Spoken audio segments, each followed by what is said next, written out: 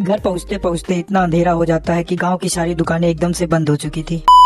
Hi guys, मैं हूँ विशाल। सुबह सुबह बहुत ठंडी पड़ रही थी, इसीलिए हमें सूखी हुई पेड़ की टहनी को काटने में ही गर्मी हो गई थी। फाइनली कुछ टाइम बाद लकड़ी कट जाती है। अब जलाते हैं आग, क्योंकि आज बहुत ठंडी पड़ रही है। सुबह सुबह तैयार हो जाता हूँ अपने गाँव जाने के लिए। सारे कपड़े वपड़े रात को ही पैक करके रख लिया था कि सुबह जल्दी ही निकल जाऊंगा। अब चलते हैं, नहीं तो बस छूट जाएगी।